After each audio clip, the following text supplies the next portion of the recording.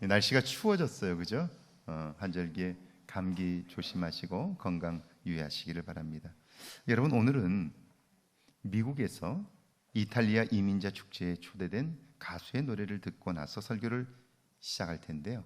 아마 이상한 점이 있을 거예요. 곡목은 푸치니의 아리아 중 한 대목입니다. 다른 가수들과 무엇이 다른지 한번 찾아볼 수 있기를 바랍니다. 한번 준비해 주시죠.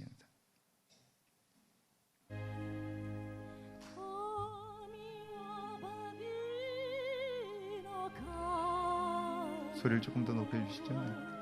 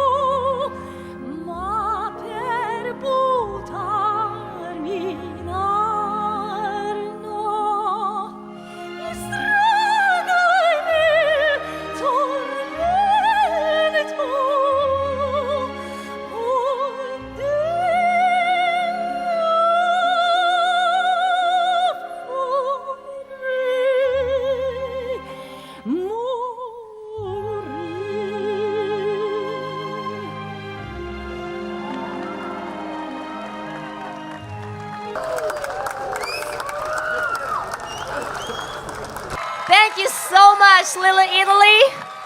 Thank you very, very much for giving me this opportunity to sing for you again. This is a great feeling to be here standing in front of you. Thank you for all your help and support that you have.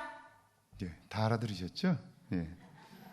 고맙다, 이런 기회 줘서 정말 고맙다, 뭐 그런 이야기입니다. 여러분, 다른 점을 찾으셨나요? 그녀는 여느 가수들처럼 결코 화려한 옷을 입지는 않았습니다. 아마 미장원을 다녀온 것도 같지 않습니다. 그런데도 사람들은 그녀의 노래에 환호했고요, 미국의 여러 방송국에서 그의 공연을 소개했습니다. 여러 신문들이 그녀의 인터뷰 기사를 내보냈습니다. 이유가 뭘까 하는 거예요. 그녀의 이름이 에밀리 자무르카인데요, 러시아 출신의 이민자입니다. 피아노와 바이올린을 전공한 자무르카는 24살 때 미국으로 건너와 피아노 레슨을 하면서 생계를 유지했습니다. 근데 갑자기 몸이 아파서 중병을 앓게 되면서 레슨을 할 수 없게 되었고요, 길거리에서 바이올린을 켜면서 한 푼 두 푼 던져주는 것으로 생계를 유지했어요. 근데 불행은 겹쳐서 온다고 그러죠. 어느 날 지하철에서 공연을 하다가 바이올린을 날치게 당했는데요, 빼앗기지 않으려고 그러다가 그만 악기가 부서지고 말았어요. 그나마 생계수단인 이 바이올린이 망가지게 되니까요, 그녀는 결국 여기저기를 구걸하면서 다니는 홈리스가 되고 말았어요. 남의 얘기가 아니라 내 얘기라면, 내가 아무것도 할 수 없는 홈리스가 되었다면 여러분은 이때 어떻게 하시겠습니까? 그녀는 카트에 짐을 싣고 다니는데요, 가는 곳마다 노래를 부릅니다. 전철역에서 출근하는 사람들을 위해서 노래를 부르고요, 하루 일과를 마치고 피곤해 지친 사람들을 위하여 또 노래를 부르는데 최선을 다해서 노래를 부릅니다. 그렇게 사람들에게 알려지기 시작하면서 사람들은 그를 지하철 소프라노라는 이름으로 별명을 지어줘요. 어느 날 이 모습을 본 경찰관 한 사람이 그녀의 노래 부르는 장면을 영상으로 찍어서 트위터에 올렸고요, 이것이 인터넷에서 화제가 되었습니다. 감동을 받은 사람들이 그녀를 돕자고 인터넷 모금 사이트인 GoFundMe에 그녀의 사진과 영상을 올렸습니다. 그리고 불과 며칠 만에 72,000불, 우리 돈으로 8천만 원 정도가 모였습니다. 그리고 유명세를 얻게 되면서 여기저기 작고 큰 무대에 초청을 받아서 노래를 부르게 되었어요.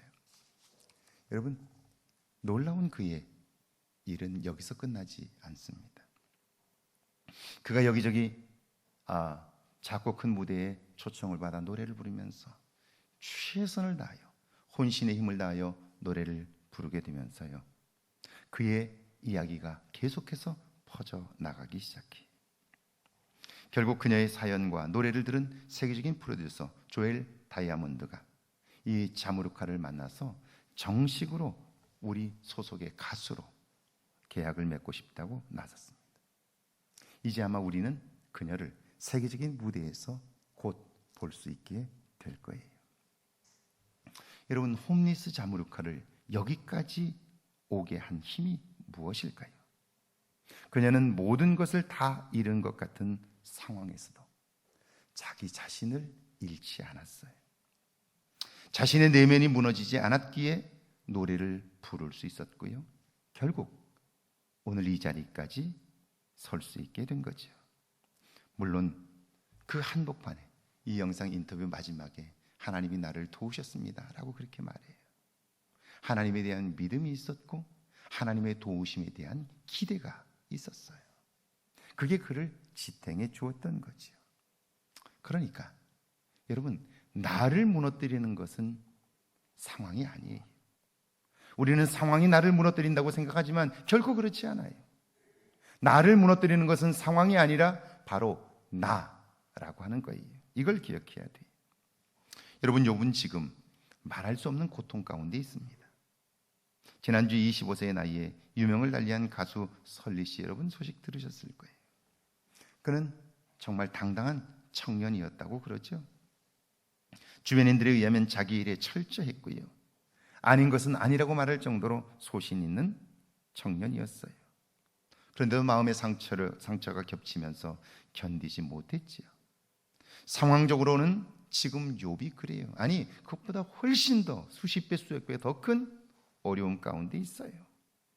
만약 욥이 현재의 상황에 시선을 고정했다면 그 역시 비극적 결말을 맞았을 거예요. 그런데 욥의 탁월함은요, 그의 성숙한 믿음의 모습은 그 시선을 문제에서 하나님께로 옮겼다는 거예요. 지금 힘들고 죽을 것 같잖아요. 어떻게 힘을 얻을 수 있나요? 어떻게 소망을 가질 수 있나요? 욥은 모든 것이 다 끝난 것 같은, 그래서 이제 앞이 보이지 않는 그 상황에서 자신의 과거, 지난 시간들을 추억했어요. 하나님과 함께했던 아름다운 시간들을 회상하는 거예요. 그랬더니 놀라운 일이 일어나요.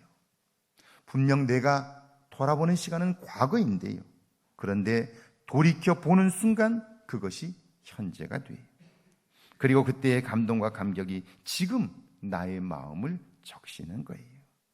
함께 하시는 하나님을 생생하게 다시 만나는 거예요. 여러분, 현실은 어렵지만 위로와 소망을 가지기에는 충분해요. 왜요? 그때 나를 도우셨던 하나님이 오늘도 나와 함께 계시다는 사실을 알기 때문이죠. 이렇게 얘기하면 똑똑한 사람들은 그건 아편과 같은 거라고 그래요.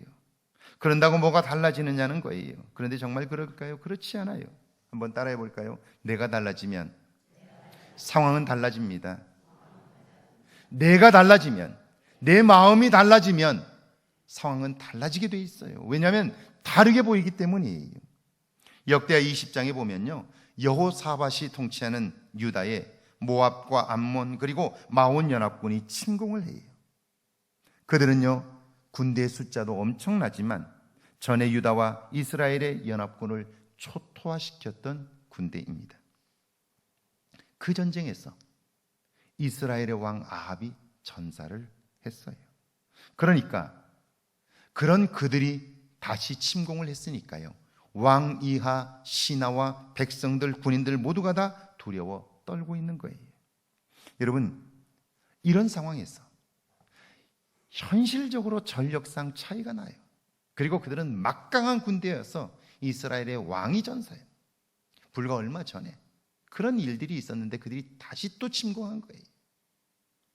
이런 상황 앞에서 여러분 어떻게 위로의 메시지, 소망의 말을 할 수 있을까요? 위기를 피하고 전쟁을 승리로 이끌 수 있을까요? 방법이 없다면 유다의 모든 남자들은 죽임을 당하고 나머지는 노예로 끌려가게 될 거예요. 이때 유다의 왕 여호사밧은요 성전에 들어갑니다. 그리고는 솔로몬이 성전을 봉헌할 때 드렸던 기도와 하나님의 약속을 기억합니다. 그리고 기도해요. 하나님이여, 만일 전쟁이나 전염병이나 기근과 같은 재앙이 우리에게 닥쳤을 때에 우리가 이 성전 앞에서 주께 부르짖으면 주께서는 우리의 기도를 들으시고 우리를 구해 주실 것이라고 약속했습니다. 하나님, 우리에게는 저들을 막을 힘이 없습니다. 어떻게 해야 할 줄을 몰라 주님만 바라보고 있습니다. 그래요. 간절히 기도하는 거죠. 그런데 여러분, 이건 죽고 죽이는 전쟁이잖아요. 기도한다고 뭐가 달라질까요? 사람들은 그렇게 생각해요. 아니, 이게 사람과의 전쟁인데, 무기의 전쟁인데, 힘의 전쟁인데 기도한다고 뭐가 달라져? 그렇게 생각해요. 여러분, 기도하면 달라져요. 왜냐하면 기도하면 내가 달라지기 때문에 그래요. 상황은 달라지지 않은 것 같아도 내가 달라져요. 내가 달라지면 상황은 달라지는 거예요. 그가 기도를 마치자 하나님께서는요 성령 충만한 사람 야시엘을 감동하셔요. 그리고 그를 통하여 소망의 메시지를 그 백성들에게 전달하게 하셔요. 유다와 예루살렘 주민들아, 내 말을 들을지어다. 너희는 너희 하나님 여호와를 신뢰하라. 그리하면 견고히 서리라. 그의 선지자들을 신뢰하라. 그러면 형통하리라. 그렇게 말해요. 하나님께서 도와주시겠다는 거예요.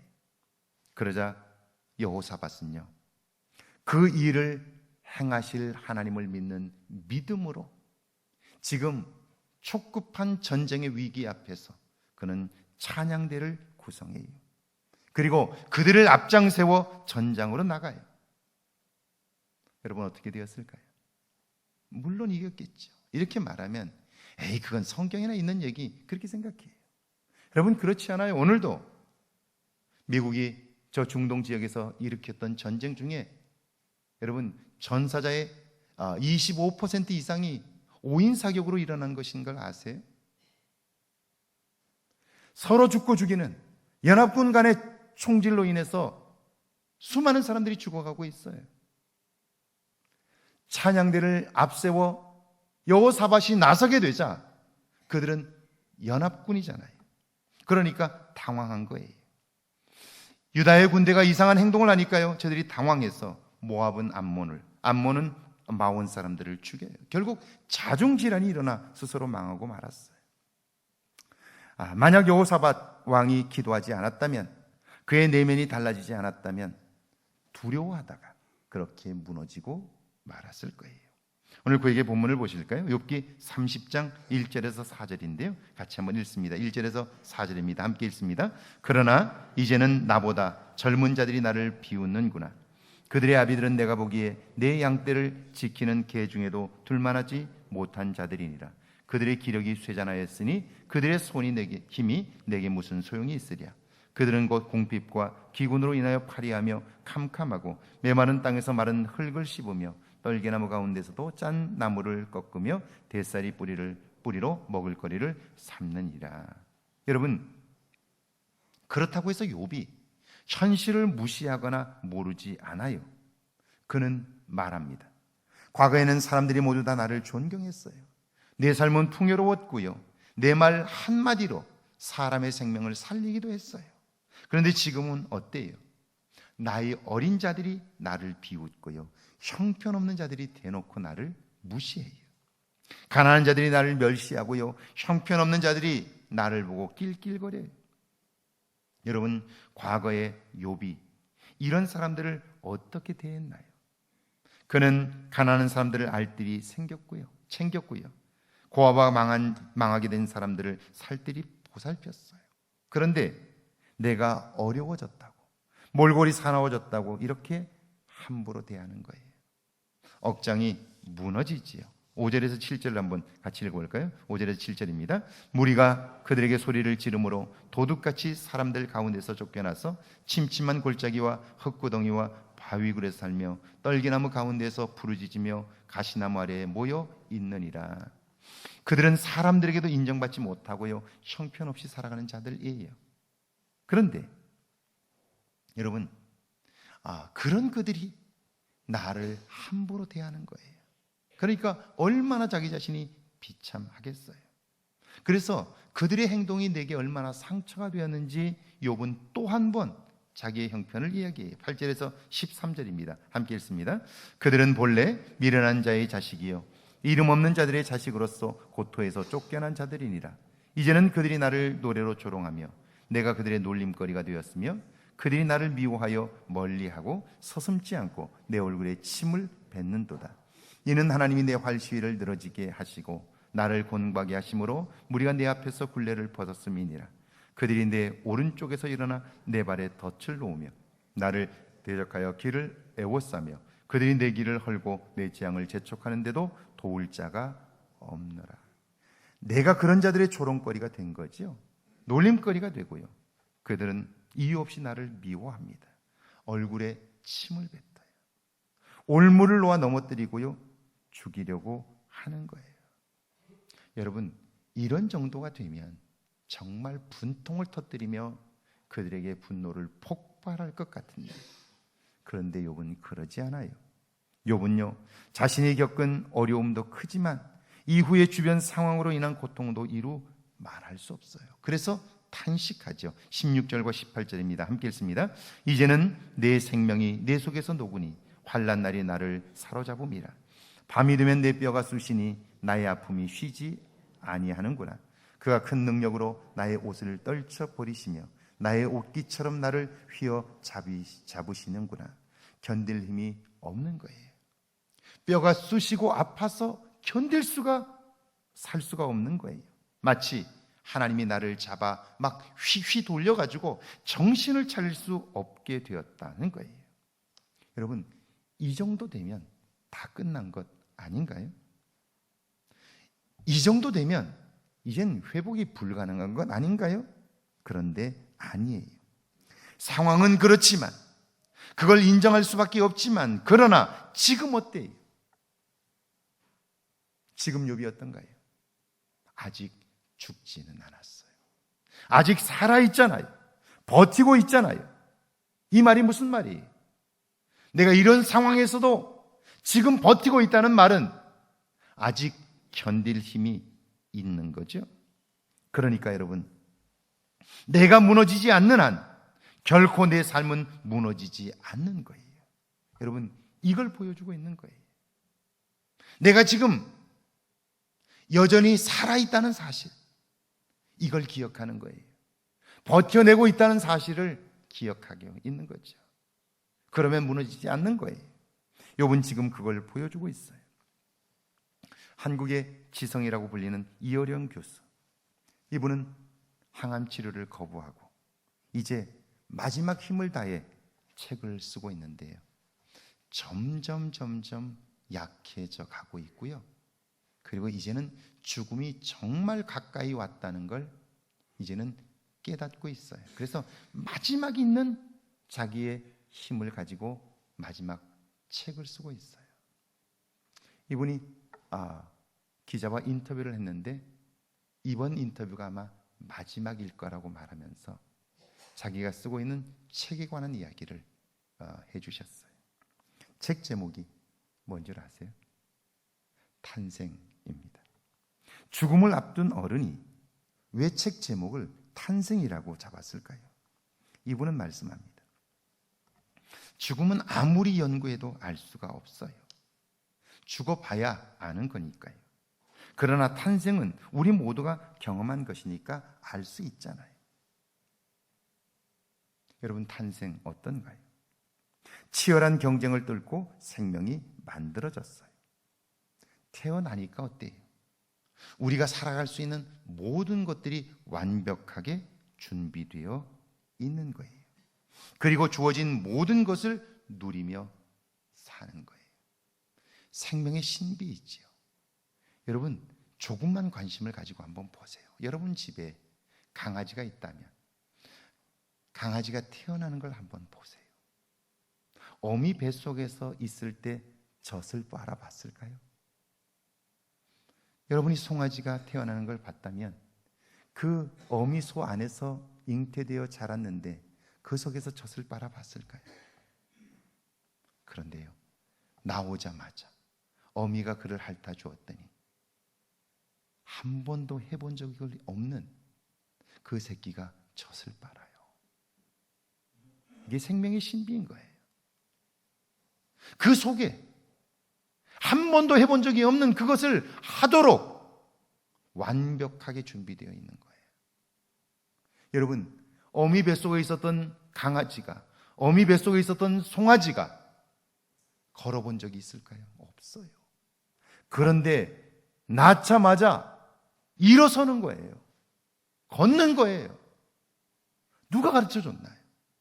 가르쳐 준 적 없어요. 그런데 그렇게 행동하는 거예요.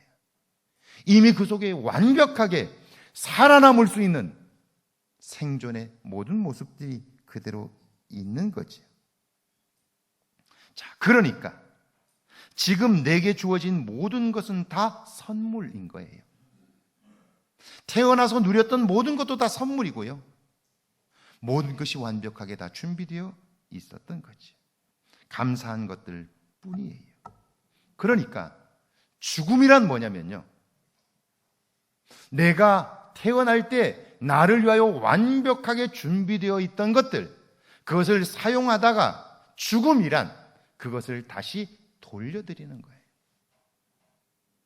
그걸 돌려주는 거예요. 자, 그러니까 죽음이 뭐냐면요, 처음 그 자리로 되돌아가는 것, 그게 죽음인 거예요. 그러니까요, 이 세상에서 살아있는 것보다 더 위대한 것은 없는 거예요. 왜냐하면 삶은 완벽하게 준비되어 있기 때문에 그래요. 우리가 준비한 거 아니에요. 나를 위하여 완벽하게 준비된 거죠.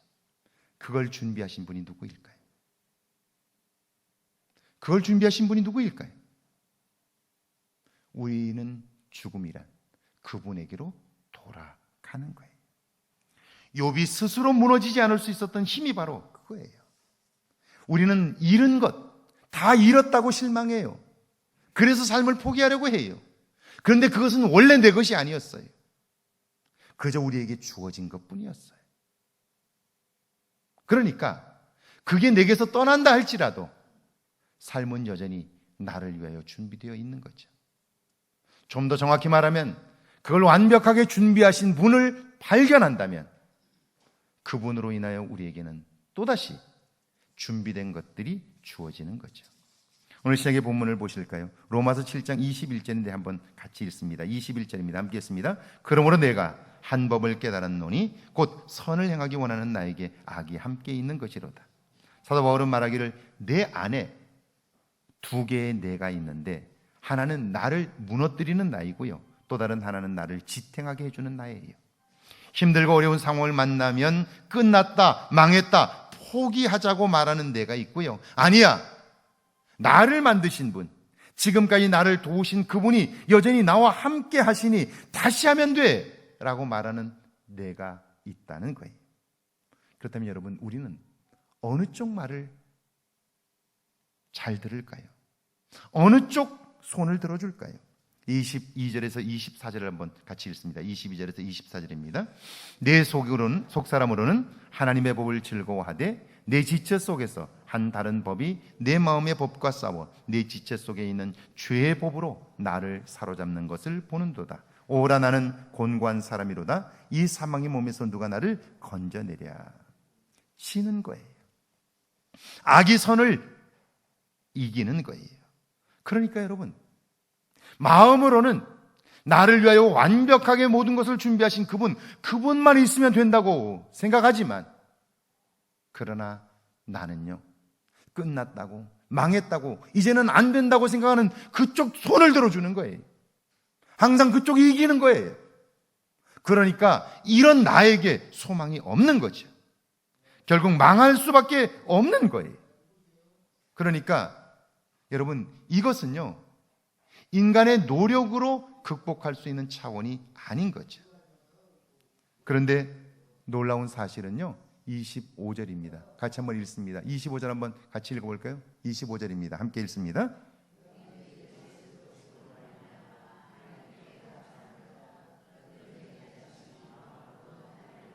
육신으로는 죄의 법을 섬기노라.